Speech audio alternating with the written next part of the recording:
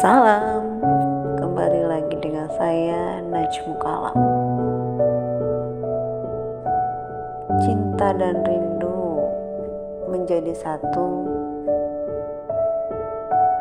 untuk Allah yang maha segala-galanya. Wallahu a'lam. Ketika dalam tadi misalkan pembahasan sebelumnya saya juga bercerita ketika saya berniaga, saya akan misalkan membahas titik berat tentang bolehkah seorang perempuan berniaga atau tidak, gitu kan, kayak gitu, atau konteksnya sebenarnya apa saja yang boleh dilakukan oleh perempuan, boleh keluar rumah atau hanya di dalam rumah. Itu adalah pilihan ya untuk perempuan, gitu kan. Ketika misalkan saya pernah melakukan misalkan bekerja di luar, gitu kan, kayak gitu, seperti pada umumnya banyak perempuan Indonesia, ya karena saya berpikir saat itu boleh dilakukan. Saya pernah bekerja di perusahaan, gitu. Saya tadi bercerita saya juga pernah misalkan berniaga. Saya juga pernah mengajar saat itu, meskipun hanya mengajar anak-anak usia dini, gitu kan, kayak gitu. Tapi kan saya keluar rumah, gitu kan. Saya beraktivitas di luar, saya berinteraksi dengan orang-orang di luar, seperti itu.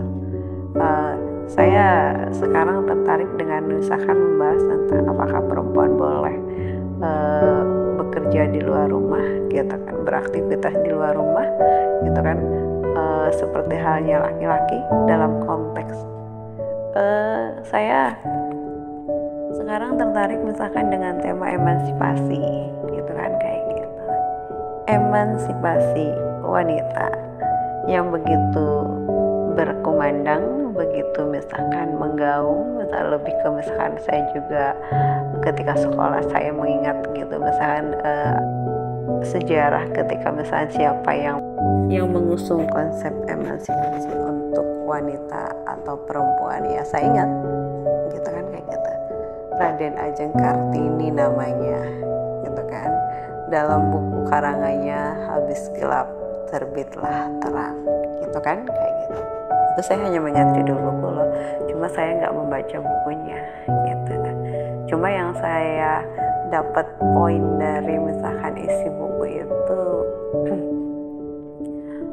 di situ dibahas ketika kebebasan perempuan, gitu, untuk bisa belajar, gitu kan, untuk bekerja di luar, gitu kan, gitu, misalkan untuk beraktivitas seperti kaum laki-laki sepertinya, wallahu a'lam, gitu kan, kayak gitu.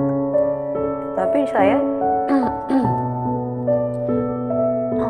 mencoba memahami dari kata judul buku itu sendiri, misalkan Habis Gelap Terbitlah Terang, gitu kan. Ketika gelap, anggap itu adalah kondisi malam. Ketika terang, itu anggaplah kondisi siang, gitu kan, kayak gitu. Ketika gelap, manusia, gitu kan, kayak gitu, laki-laki dan perempuan, semuanya ketika misalnya berbicara tentang keharusan, harusnya di rumah karena istirahat, waktu yang tepat buat istirahat, gitu kan. Itu sesuai dengan perintah Allah, ketika malam untuk istirahat dan ketika siang untuk mencari karunia. Habislah terang, gitu kan, sudut pandangnya.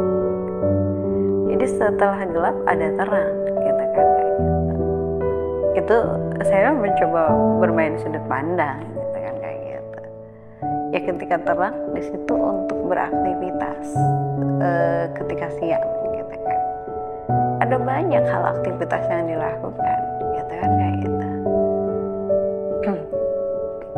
Kondisi yang rutinitas bagi seorang misalkan petani berangkat ke sawah, gitu kan, kayak gitu, bagi seorang guru di siang hari itu mengajar, bagi seorang anak yang belajar sekolah itu ke sekolah, gitu kan, bagi yang berniaga, dan banyak lagi aktivitas manusia ketika di siang hari, beragam gitu kan, sesuai dari sudut pandang, dan intinya adalah kehendak Allah yang terjadi untuk manusia yang satu dengan yang lainnya itu berbeda, jadi aktivitasnya pun berbeda.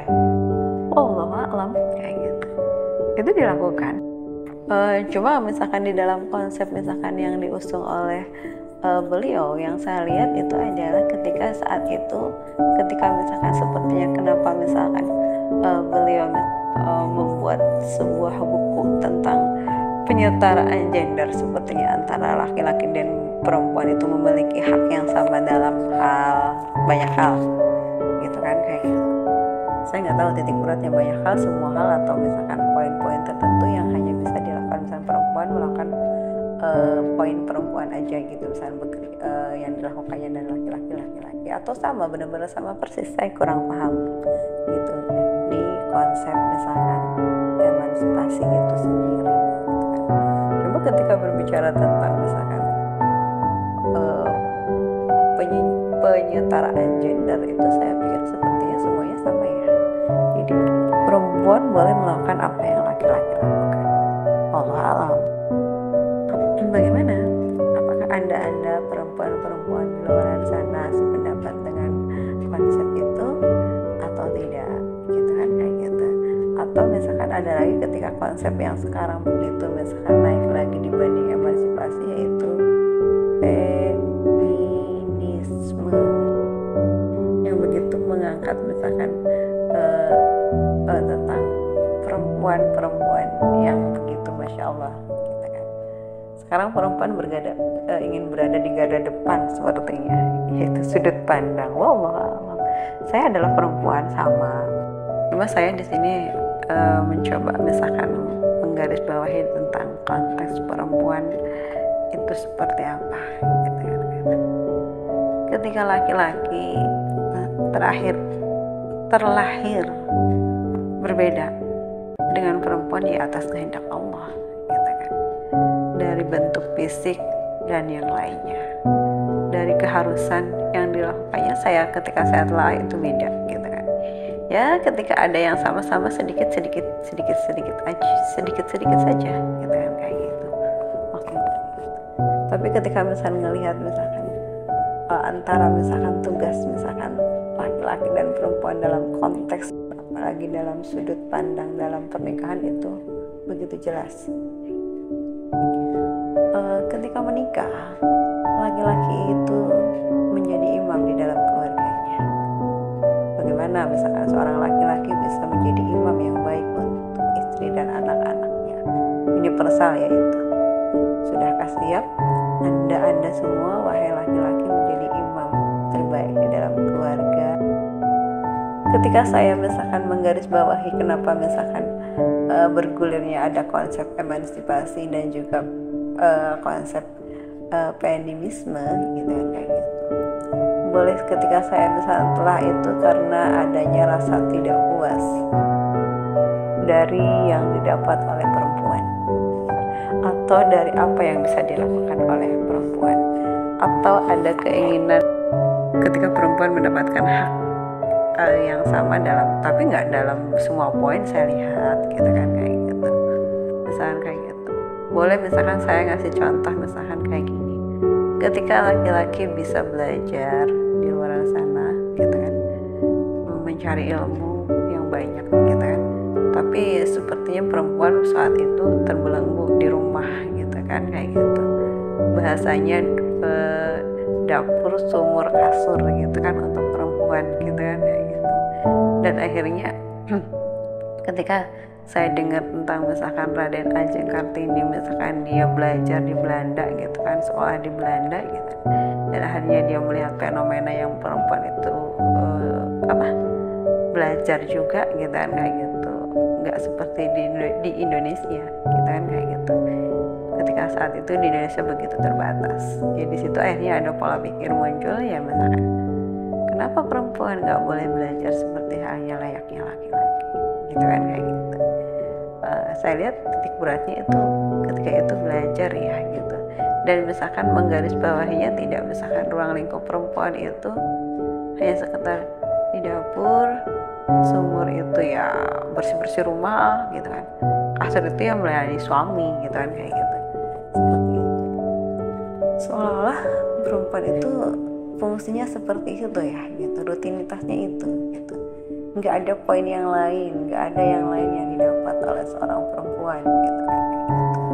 Menurut saya itu adalah PR untuk misalkan untuk para bapak atau para suami, bagaimana bisa menjadi seseorang yang bisa misalkan memberikan informasi tentang banyak hal, dari keyakinan, dari informasi yang positif, dari apapun itu gitu kan, yang akhirnya bisa misalkan seorang perempuan menjadi seseorang yang cerdas, tidak lagi misalkan